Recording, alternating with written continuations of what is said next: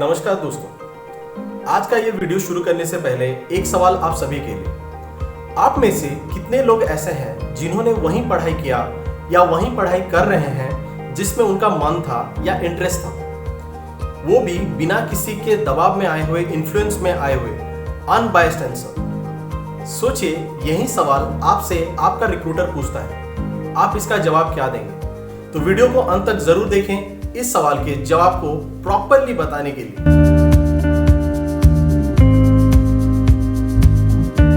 So why BTech, why diploma, why ITI या why MBA या why graduation? ये सवाल का जवाब बेसिकली डिटरमाइन करता है आप अपने करियर को लेके कितने सीरियस हैं। अगर आप अपने करियर को लेके सीरियस हैं तो आपने ये डिसीजन खुद चूज किया होगा। मगर मैक्सिमम लोग ये आंसर देते हैं जैसे पिताजी ने बोला, भैया ने बोला, कोई जॉब कर रहा था वहां पढ़ के। ये सारा आंसर्स अगर आप देते हैं तो बेसिकली ये बताता है आपकी जिंदगी का सबसे बड़ा डिसीजन आप किसी और के बेसिस पे ले रहे हैं। तो ऐसे में इस सवाल का सही जवाब है मेरी मर्जी, मैं चाहे ये करूं, मैं चाहे वो। एग्जैक्टली दोस्तों, मेरी मर्जी यानी मेरा चॉइस। मैं अगर अपना करियर खुद चुन रहा हूं तो मुझे मेरा डिसीजन खुद लेना है। हाँ, भले ही इसके लिए मैं कुछ रिसर्च कर सकता हूँ, पूछ सकता हूँ, मगर किसी के बोलने पे या बायस्ड होके मुझे अपना करियर पाथ चूज नहीं करना चाहिए। एटलीस्ट आंसर तो नहीं देना चाहिए रिक्रूटर के सामने।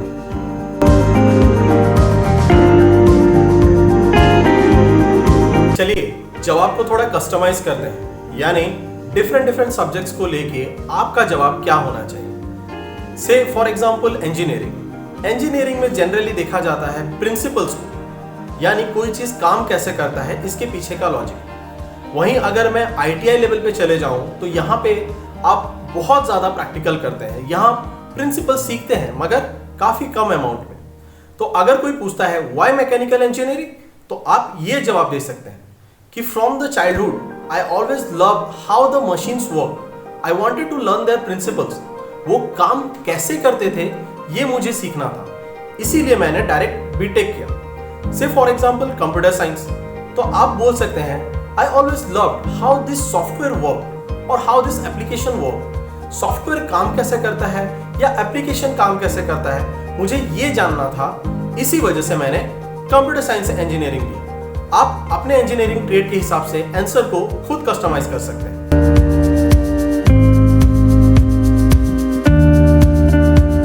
अगर आपने आईटीआई की पढ़ाई कर रखी है या आईटीआई पढ़ रहे हैं तो आप अपना जवाब वैसे दीजिए जिसमें आपका प्रैक्टिकल इंटरेस्ट दिखे। से फॉर एग्जांपल फिटर ट्रेड के साथ मैं ये आंसर दे सकता हूं कि from the very childhood I love assembling, डिसअसेंबलिंग different objects और इवन माय टॉयज। यानी बचपन से मुझे खिलौने भी तोड़ने और जोड़ने में मजा आता था। तो ये बताता है आप पहले से ही फिटर ट्रेड ओरिएंटेड थे।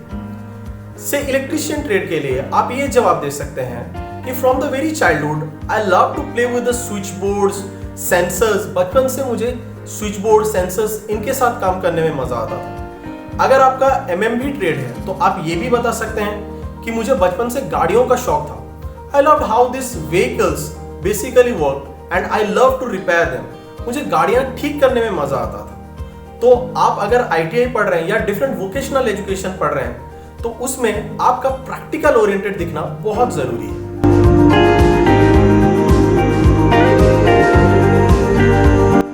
आइए बात करते हैं कुछ पोस्ट ग्रेजुएशन सब्जेक्ट्स के बारे में, जैसे कि एमबीए। अब बहुत इंजीनियर्स इंजीनियरिंग खत्म करने के बाद एमबीए करते हैं। ऐसे में उनको यह सवाल बहुत कॉमनली फेस करना पड़ता है कि बीटेक करने के बाद एमबीए क्यों? तो ऐसे में आप जवाब दे सकते हैं कि while I was studying or while I was working, I found out machines are not difficult to manage. Instead, man is the most difficult to manage. यानी मशीन ज्यादा डिफिकल्ट नहीं है मैनेज करने के लिए, मगर इंसान ज्यादा डिफिकल्ट है मैनेज करने को। यानी सही जगह पे अगर मैं सही इंसान को रख दूं तो शायद मेरा मशीन जल्दी से ठीक हो सकता है या शायद मेरा काम बहुत जल्दी ठीक हो सकता है। और ये पढ़ाई आपको जनरली एमबीए में मिलेगा, जैसे कि वहां कुछ सब्जेक्ट्स हैं जैसे ऑर्गेनाइजेशनल बिहेवियर हो गया या ह्यूमन रिसोर्सेज मैनेजमेंट हो गया। अगर आपने स्पेशलाइजेशन मार्केटिंग लिया है तो आप बोल सकते हैं I always loved how things were sold, ये जो बेचा जाता है ये कैसे बेचा जाता है, मैं बहुत क्यूरियस था जानने के लिए। इसी वजह से मैंने MBA मार्केटिंग लिया। अगर आप नंबर्स के साथ अच्छे हैं और आप फिनांस लिए हैं तो आप बोल सकते हैं I always know that the numbers can give you the desired result, यानी नंबर्स आपको डिजायर्ड रिजल्ट दे सकते हैं, इसी वजह से आपने फिनांस लिया।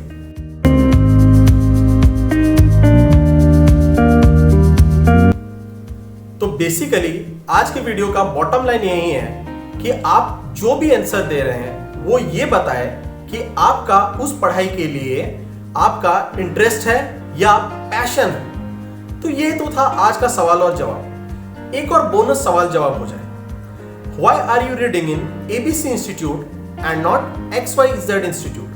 यानी जहां आप पढ़ रहे हैं पर्टिकुलरली वहीं क्यों उस गवर्नमेंट इंस्टीट्यूट में या क्यों उस प्राइवेट इंस्टीट्यूट में, क्यों दूसरे गवर्नमेंट इंस्टीट्यूट या प्राइवेट इंस्टीट्यूट्स के पास में नहीं। इसमें भी आप जवाब देते वक्त में ये मत बताइए कि मेरे भैया पढ़ रहे थे या मेरे घर के पास था। आपको आपके चॉइस को बेस्ट बताना है। तो आप बताइए कि I have researched a lot, I have asked even many people, I have searched in Google.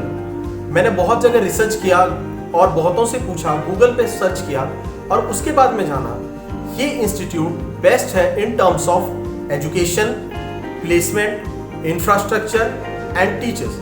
अगर आप ये 4 बात बताते हैं तो बेसिकली आप अपने इंस्टीट्यूट को ये 4 पैरामीटर्स जो कि सबसे ज़्यादा ज़रूरी थे उसमें आप अपने इंस्टीट्यूट को एक्सेलेंट बता रहे हैं और अपने चॉइस को एक्सेलेंट बता रहे हैं। आशा करता हूं आज का वीडियो आप सभी के लिए हेल्पफुल रहा होगा। अगर आपको वीडियो पसंद आता है प्लीज लाइक करें, शेयर करें अपने दोस्तों के साथ और नए हैं तो सब्सक्राइब करें। Until next time, thank you very much. जय हिंद।